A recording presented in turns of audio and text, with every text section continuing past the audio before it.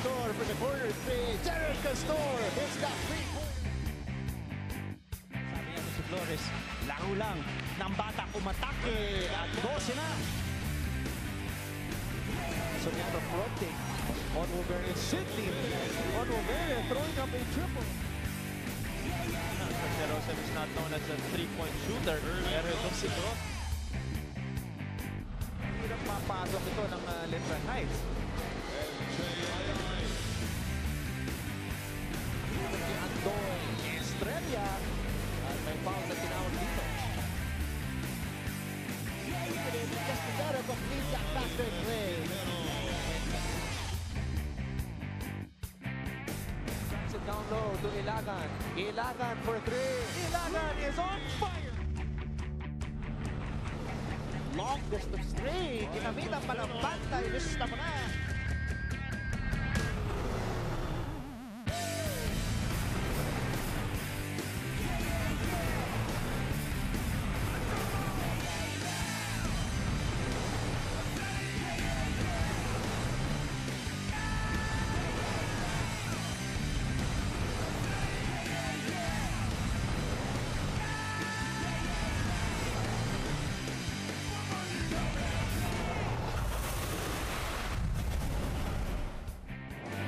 Magandang tanghali po sa inyong lahat. Nagbabalik tayo sa loob ng Philoil Flying V Center sa lungsod ng San Juan for another live and exclusive coverage of your NCAA Season 93. And today we have a triple header for you guys. Another Friday, September 29, 2017. Day 32 of NCAA Season 93.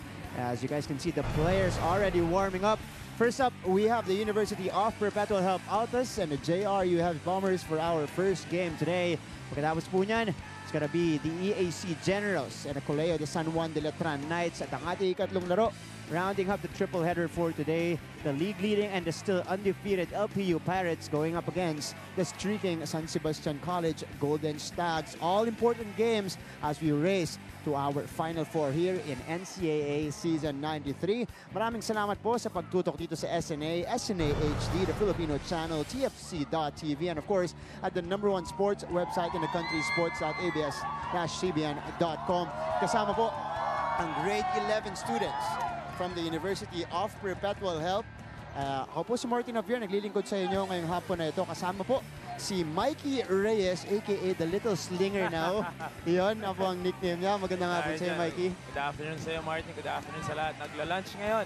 At sana mag-enjoy kayo dito sa aming first game. Great matchup to, Mikey, dahil University of Perpetual Help from the outside looking in sa ating Final Four picture. Sa kabila naman, JRU Heavy Bombers nakakapit dun sa kanilang third spot dito as we proceed and take a look at our updated team standings here. Well, like what you were saying, two teams right now na magkaiba yung sitwasyon ngayon sa Season 93 itong JRU Heavy Bombers. Kasama nga dun sa logjam for third place. Nandun sila right now tied with San Sebastian. And of course, Letran. Nakakagulo dito ngayon pero tied ngayon with San Sebastian and Letran. At kaya nga nila manalo ngayon para medyo ma-establish nila yung spot nila, makuha nila yung third place na yun kasi alam naman natin there will be a lot of playoff implications kung sakaling magkatay-tay pa itong mga to. Ito namang Perpetual Help, sa kabila naman ang Perpetual Help Altas. Hindi masyado. Last year, nag-Final Four sila. Ngayon, medyo struggling sila sa Season 93. But they can still save their season kasi nga, nandun lang sa ilalim nila yung St. Benito Blazers at mahabol pa nila yung AU Chiefs. I'm sure, importante din sa kanila yung game na to. JRU at 7-6, University of Perpetual Help Altas at 4-8. Pero Mikey, balikan muna natin yung una nilang pagharap dito sa ating season. That was July 14, and you know, we thought it would be a closer game than what we initially thought because these are two very good defensive teams, but the JRU Heavy Bombers was just too much in that game. At yung pagputok ni Tate Teodoro, nahirapan silang pigilan yon at nanalo nga itong JRU 68-54. Well, like what you said, both teams played defense. 68-54 lang yan. That's a low-scoring game dito sa ating NCAA. Although, hindi na-stop ng Perpetual Help itong Tate Teodoro, 26.7 rebounds and 3 assists. Sa kabila naman, yung Princess, 12 points and 16 rebounds. Like what you said, we were expecting a closer game. Baka dito medyo maging close kasi alam naman natin, both teams were vying for a Final Four spot nung before this season, pinag-uusapan tong dalawang teams na to. And ngayon, magkaiba nga yung sitwasyon nila. Tingnan natin kung paano sila magre-react sa game na to. Ayan po ang ating aantabayanan dito. Kailangan, it's a must-win situation for both teams as they cling on to that Final Four picture. Pero pag-usapan na natin silang dalawa. Let's go first to the University of Perpetual Help Atas. Ang huli nilang nakalaban ay ang still undefeated LPU Pirates. And they played a very close game. They hung around against the #1 team in the league. And one of the reasons why is because of this guy, the #1 or the leading MVP candidate of Season 93, si Prince Eze, another monster 2020 game para sa kanya. The biggest storyline before the season para sa Perpetual is yung exit niya ni Bright Aqueti. And the biggest storyline naman dito during our season is the emergence of Prince Eze. Na king na nga daw siya. King Eze na nga daw siya. 26 points, 13 of 18 from the field, 20 big rebounds, and 7 big blocks. And you know, alam naman natin na yung depensa niya, kitang-kita yan the past years. Hindi lang siya masyadong opensa, pero ngayon, yung offense niya sumasama na. So if there's any silver lining sa season ng Perpetual, if it does end early and di sila pumasok ng Final Four, it's the emergence of this big man, Prince Eze, which will help them in years to come.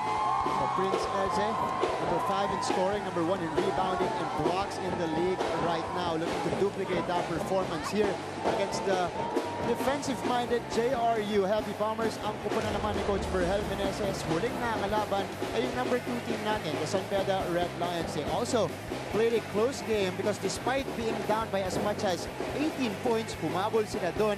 Natalo lamang sila ng 5 puntos, 65-60. And one of the factors also ay ang kanilang foreign athlete na si Abdul Razak Abdul Wahab. Almost a double-double for this guy. Of course, itong si Abdul Wahab, Abdul Razak, matagal-tagal na nga rin nandito sa stable ni Coach Berhel Meneses. At matagal lang pinaproject ito ng coaching staff ng JRU. Finally, lumalabas na siya. Sabi nga natin si Prince Eze sa kabila, kakailanganin nila si Abdul Razak sa game na to. Last game, he had 11 points, perfect from the field, 4 of 4 and 9 rebounds. Almost a double-double for Abdul Wahab, Abdul Razak. I'm sure yung confidence niya nandun mataas at excited siya match-up ang leading MVP candidate natin na si Prince Eze. So it will be an exciting matchup. Doon pa lang sa center position natin. What more doon sa ibang players. So pregame pa lang, kita na natin ang ating matchup to watch out for in this ball game between the Perpetual Help Altas and the JRU Heavy Bombers. Pero ngayon, kilalanin na natin ang bubuo sa ating broadcast team for the first game. Andyan si Siege Tantenko. Hey Siege! Hi Martin, hi Mikey, and magandang hapon sa lahat ng ating mga kapamilyang nanunood ngayon. Alam nyo, less than a month ago, Final Four na dito sa NCAA at painit ng painit ang ating mga labanan. Kaya mga kapamilya, huwag kayong pahuhuli. Sagutan nyo ang ating question of the week. Anong kanta ang gusto mong i-dedicate para sa paborito mong NCAA player? Sagutan nyo lang yan with hashtag NCAA Strong and hashtag NCAA Season 93. Siyempre, pag ginawa niyan, may kita nyo ang inyong mga sagot live on air during our game. Mapapanood nyo din ang ating live stream. That's at sports.abs-cbn.com/livestream/NCAA. Tag nyo na rin kami para sa lahat ng mga sagot nyo so that we don't miss a thing. And, well, gusto nyo ng halimbawa, balita ko, Martin, Nikes, may pasample daw kayo dyan? Meron tayong pasample dito. Meron. Dahil siya na lang ang hindi kumakanta, si Mr. Mikey Reyes po. Bibigyan tayo ng dedication ng kanta. Mikey, meron? Kaya mo ba? Ayan. Ay, man. Para naman sa NC, ano to family di ba? Talaga ako, pero sige, dali lang. Kaya. Sige, wag mo muna. Ayusin ko muna. Bilangan kita. Ayusin ko muna. Sige. Dali lang. Okay, sige, ready ako. Wait lang. Okay, ready. Hello from the outside. At least I can say that I'm trying to tell you I'm sorry. I'm breaking your heart, but it don't matter. Please, tear you apart anymore. Okay ba? Oh, natawa ka. Nagulat ka sa boses ko. Ano sa totoo? Nagulat ka sa boses ko. Yung man, ikaw yun eh. Nagulat ka. Kung gusto niyo pong imbitahin kumanta si Mikey sa inyong mga events, kailangan din kasama si Ana dito. Kailangan. Face lang. Alam niyo na kung sino i-contact? Mikey Reyes. Hello from Adele. Nag-hello kasi ang Perpetual, di ba? From the outside. From the outside. Looking nga sila. sa Final Four. Pero tingnan natin kung paano sila mag-react dito, Martin. Okay, magbabalik tayo para sa laban ng Perpetual Health Audas at JRU Heavy Bombers. Manatili kayong natutok for the live and exclusive coverage of your NCAA Season 93 dito naman sa SNA.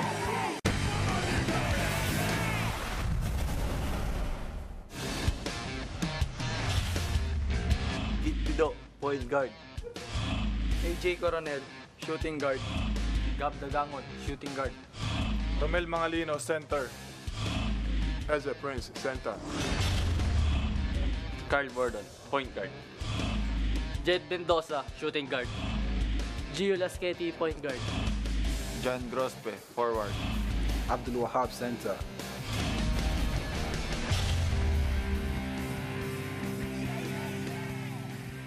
Balik tayo sa loob ng Phil Oil Flying V Center. Let's now meet the starters for both teams. For Perpetual, very surprising as well, Mangalino in the starting lineup at the 4th spot for Coach Jim Walgican. Sa kabila naman, the playing assistant coach of Coach Virgel Meneses, Gio Lasqueti. We're not used to seeing him in the starting lineup, but in this game against Perpetual, probably for defensive purposes, stinart siya ni Coach Virgel Meneses. Yan yung mga little adjustments na ginagawa ng ating coaches. Of course, nag-isipan nila yan. Siyempre sa practice, hindi naman natin nakikita kung ano nangyayari. So baka maganda ang nilalaro ni Mangalino. And of course, yung playing assistant coach nga na si Gio Lasqueti. Yan yung mga adjustments na ginagawa ng coach. Tingnan natin kung mag-pay off. First quarter of this game, Perpetual again at 4-8. Mathematically speaking, they are still in pace for a Final Four finish, but Jed Mendoza opens the scoring with that jump shot. Talk about adjustments. Yung hindi na kailangan mag-adjust. Jed Mendoza ay nagpapakitang kilas nga dito sa Season 93, helping out Tate Chodoro sa backcourt duties. At ayun, nagsimula na kagad dito si Jed Mendoza. Ito naman, hindi makakabawi. After the last game, Jed Mendoza had 16 points. Pumasok na siya sa ating top 10 in scoring. 13.9 points. Dito out of nowhere to, Martin. Kasi before this season, we were looking for the one who will replace or at least make up for the loss of Paulo Ponteos. At this Jed Mendoza na talaga ang nagiging ang last brother ni Tate Chodoro. Speaking of Mendoza, he could not hit that time around, but the ball will remain with the Heavy Bombers with almost a minute gone here in the first. Tate Chodoro did not play, struggled mightily against the Sunbedder Red Lions, only had 6 points. So niyang bumawi dito, but Bordon with a basket there. So 5-0 start for JRU. You have to love the aggressiveness of the backcourt of JRU right now. Si Mendoza at si Bordon parehas umaatake. The last 3 possessions, sila ang mga tumira. At ayun, 5-point swing na para sa JRU. Perpetual swing the ball around. They are a very good defensive team. Pero sila naman ang nasa ibaba dun sa ating offensive production. We're 10 in the league. Talagang kay Prince Eze lang talaga nanggagaling yung offense nitong Perpetual as we see this move. The spin cycle and a floater from Aaron Bordon. His first 2 points in the game. Here's Keith Pido against Bordon. Dagangon from the corner. Wala, Mendoza secures the rebound. Abdul Wahab, they swing it to Bordon. Bordon, sumalaksa. Kick out. Prospe with a mid-range J. In and out. Mangalino with the rebound. You have to love the ball movement though of JRU. Pag-drive doon, kick out sa weak side, swing, extra pass. At ayun, hindi lang na-shoot doon ni Grospe. Perpetual, still no basket in the ball game. Coronel, loses the ball. Turnover for Perpetual, but Pido gets it back. Pido, nailang sa depensa. Coronel with a floater, too strong. And Grospe, down that ball. At talagang nagsistruggle dito ang Perpetual. An easy point-blank shot doon para kay Coronel. Hindi niya na-convert. Tingnan natin kung sino score para sa Perpetual ngayon. Grospe nasa poste. They swing it to Bordon for 3. No good. Dagangon skying high for that rebound. Perpetual to start off this game, 0 out of 4. They're looking for Mangalino inside. A great defense from Grospe. Here's Eze from mid-range. And their leader, Prince Eze, opens the scoring for the Altas. At sa lahat ng tira na na-miss ng Perpetual, ang na-shoot pa yung mid-range jumper nitong si Prince Eze na talaga namang win-work on niya, especially nung off-season. Kaya practically unguardable na rin itong si Prince Eze if he can hit those shots consistently. Here's Grospe, too strong on the jumper. JRU gets the offensive board. Here's Lasqueti. Oh, nice cut. His shot is no good. Coronel gets the rebound. Keith Pido, metangan ng bola with Lasqueti on him. Eze, again, same spot. This time it's in and out.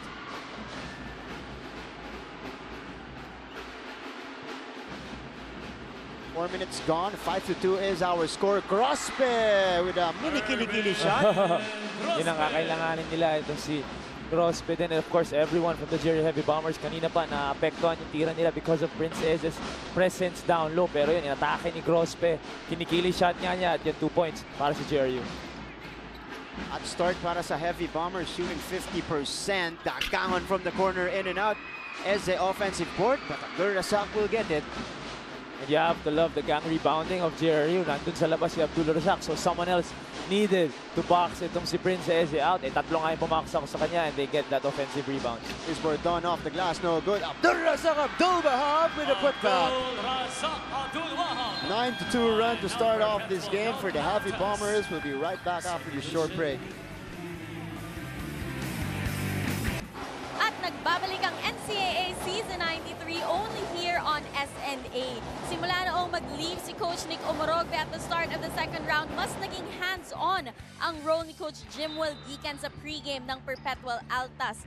Kung parang teacher and very analytical ang style ni Coach Nick, si Coach Jimwell naman emotional at parang tatay. Layon kasi niyang buuin ang samahan ng Altas. Kaya in the pregame earlier, paalala niya, mga boys, tanggalin nyo ang tinig sa puso ko. Ilang araw na akong hindi makatulog, kaya ipanalo natin yan. Ang paliwanag niya sa akin, once you play with heart, gaganda ang performance ninyo. Back to you, Martin. Maraming salamat, Siege, and that's a big change in the coaching staff of University of Perpetual Help because we all know Coach Nick Omorogbe, siya talaga yung tactician netong team na to. Coach Jim Gigan using a different approach now for the Altas as we see this Milo Nudriap galing move off the quarter. Irvin Grospe going under Prince Eze for that basket. Well, of course, Martin, on paper, it's ang head coach nga talaga ng Perpetual's Coach Jim Gigan. Pero if you watch the games, medyo mas hands-on nga si Coach Nick Omorogbe. Pero now, isa na lang talaga ang figure sa bench na nakatayo. Kita naman, isa na lang din ang papakinggan ng Perpetual players. And tingnan natin kung magiging okay yun para sa Perpetual. Pero so far, gumaganda naman yung kanilang second round. Ang mga dyan, Mikey, previous game nila, they competed very well against LPU. Oh, and to compete against the team like LPU, obviously, we all know 15-0 sila ngayon. 9-4 for the Heavy Bombers. Jack Howe. Mendoza on him. Ilagan against Lasqueti using that Mangalino screen. Mangalino, oh, nice extra pass. But Eze could not handle the leather. Pero mananatili ang bola sa Perpetual Help. 4 seconds to shoot. With 4 seconds to shoot. There's that handoff earlier by Mangalino to Prince Eze. At natapikan siya doon ni Aaron Bordon. Here's Pido from the outside. Kapos. And a foul on the rebound. That'll be against Irvin Grospe. Dahil nakaposisyon na doon si Romel Mangalino. Kabati tayo dito, Mikes. Oh! Doon sa Novotel, Ayala Mall's 30th. Nandun daw si Mix. Nagpapadentes ngayon with Doc Bianca, Joanne, Camille, and the whole Novodental Ayala Mall's 30th staff daw. Ayan, nakatutok sila dito sa NCAA. Daming ginagawa ni Paring Migs. May time pa nga magpa-dentist, Fred. Oo, nagpa-dentist pa. Nagpa-dentist pa. Kung ako sa inyo guys, i-follow nyo na si Migs Booster sa Instagram. Panoorin nyo yung stories niya. Panoorin nyo yung pag nagpapa-dentist siya, nagpapa-derma. Daily updates. Oo. In the life of Mr. Game Time, Migs Bustos. As play continues here, Mangalino gets fouled, trip at the free throw line. Perpetual help crowd cheering on. Eh, pwede rin nila bigay yung balloons nila dun sa JRU. Ganun din naman, dilaw. Dilaw din sila. Kanina nagkagulo sila eh. Oo, No? nagkagulo. Apat-apat yung hawak ng pe, oh. Bigay nyo na sa kapila para... Ano may lobo din sila. Oo. Of course, we have a crowd of JRU and Perpetual here in inside Phil Flying V Center. Meron din tayong Netran dahil galing tayo sa laro ng juniors ng Netran. Hinihintay nila yung seniors game mamaya. Second game natin ngayon. Oh, Perpetual with a steal. But Chad Mendoza gets the ball back. Here's David. Oh, gets blocked by Eze. Mendoza, cross court. Bordon, pull up J. Short, Eze with the rebound. At ito, mukhang naka-warm up na si Princess. Kitang-kita sa mata niya. Nag-game na siya maglaro, especially after that 9-2 spurt from JRU. How do you respond here? But a traveling violation. Extra steps para dito kay Prince Eze. Like we said nga, yung aggressiveness si Prince Eze, kitang-kita na natin. Kanina, tumira siya sa labas 2 beses. At yun naman, din-drive niya. Kaya lang natawagan ng traveling. At ito, nag-commit siya ng turnover. Binawi niya on the defensive end with that block. Tupalpal doon si Richard David. By the 6'8 frame of Prince Eze. 9-5 still our score with 3 minutes 10 seconds remaining in the first. Mendoza from the corner. Too strong. Pido tumatakbo. Keith Pido, dire-diretso. Tried to kick it back out. But a steal for JRU instead. Lasqueti, oh, Mangalino playing the passing lanes very well. Pido, pull up J. Pido, short, Mangalino, offensive board. But a rejection from Abdul Razak Abdul Wahab. De la Virgen, extra pass. Mendoza, libreng-libre sa 3, wala. David, offensive board. Balik sa JRU ang bola. De la Virgen for 3, and that's good. So it's been Mendoza, Bordon, and De La Virgen, yung tatlong bulilits ng JRU. Eh, sumuscore nga para kay Coach Vergel Meneses, and Perpetual needs to find a way. Hindi makakuha ng mga ganong open shots from the outside in JRU. This ties the biggest lead of the game at 7 points, 12-5 ang ating talaan ngayon. Jack Howe. Hand off to Eze. Eze gets partially blocked by Abdul Razak Abdul Wahab. Parang hindi tayo masyado nakakakita ng sets galing sa Perpetual offense. Parang laging nabi-breakdown. Tingnan natin kung sino ang kukuha ng bola at magsiset up para sa Perpetual. Keith Pido is there of course at siya ang dapat gumawa nun para sa Perpetual. De la Virgen, binigay dito kay David. David with a spin. David with a shot off the glass and in. Siniswerte nga naman itong JRU Heavy Bombers. They can score in bunches. Alam naman natin yun. At itong si David naman, ginamit pa yung backboard para makashoot ng 2 points doon. Richard David spark off the bench for JRU in their game against San Beda. 7 points in 7 minutes. At a foul against Gio Lasqueti. Siyam na ang inahabol dito ng Perpetual help. At hindi pa nga pumapasok dito si Tay Chodoro. Exactly ang dapat mo sasabihin. Problema yun for the Perpetual Altas. Nalamangan ka na ng 9 dito in the first quarter. Hindi pa pumapasok ang main man ng JRU na si Tay. Tignan natin kung paano sila babawi. May timeout dito on the floor. We'll be back here. NCAA on SNA. Back inside of Philoy Flying V Center. And as we zoom in on the production of Irvin Grospe and Tay Chodoro, we told you about the struggles of Tay Chodoro, and nag-struggle din pala si Irvin Grospe in the previous game against the Red Lions. Well, of course, the 2 veterans coming from the JRU camp. Alam naman natin na inaasahan sila na matindi at malaki ang inaasahan sa kanila ni Coach Vergel Meneses. They score 6 points apiece lang. mahirapan nga ang JRU to get wins, especially ngayon that they will need each game that they play, especially with a logjam for third spot. Ichidoro still on the bench for the Heavy Bombers. Hindi pa ginagamit ni Coach Berhel Meneses. There you go. Mate in for JRU. Here's Mendoza.